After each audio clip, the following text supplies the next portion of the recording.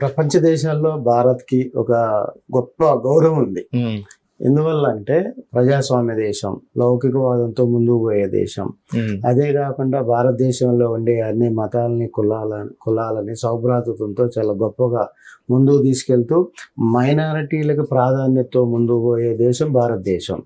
అటువంటి విధానంలో ఉదాహరణగా తీసుకుంటే బాంబే పేలుళ్లకు సంబంధించిన ఉగ్రవాది టెర్రరిస్టు దావూద్ ఇబ్రహీం డాన్ పాకిస్తాన్లో ఉంటాడు.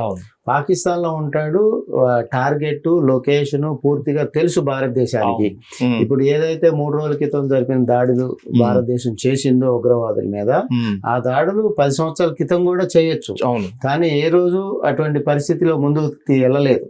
పదుల సంఖ్యలో భారతదేశంలో దావూద్ ఇబ్రహీంతో చాలా మంది చనిపోయినా, ఎన్నో రకాల బాంబులకు సంబంధించి ముందుకు పోయినా, బ్లాస్టింగ్లకు కారణాలైనా లష్కరే తోయిబా కానీ లేకపోతే మిగతా ఉగ్రవాద సంస్థలు కానీ వాళ్ళ నాయకత్వం కానీ భారతదేశం మీద అనేక మూకుమ్మడి దాడులు కొనసాగించినా కూడా భారతదేశం ఎప్పుడు కూడా పాకిస్తాన్ మీద అటువంటి చర్యకు పోలా.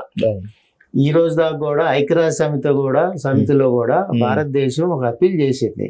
ఏమనంటే ఏదైతే ఉగ్రవాద సంస్థలు పదే భారతదేశంలో కవింపు చర్యలతో ముందుకు పోతూ సివిలియన్స్ని చంపటం, బాంబులతో పేల్చేయటం, మారణ హోమం సృష్టించు ఇటువంటి కార్యక్రమాలు చేస్తూ ఉన్నాయో దానికి కర్త కర్మ క్రియ పూర్తి స్థాయి సమాచారం ఉన్నా కూడా ఐక్యరాజ్య సమితిలో అప్పీల్ చేసింది. పలానా కేసులు, దీనికి సంబంధించి ఈ కేసుల్లో వీళ్ళని భారతదేశానికి అప్పజెప్పాల్సిందిగా కోరింది.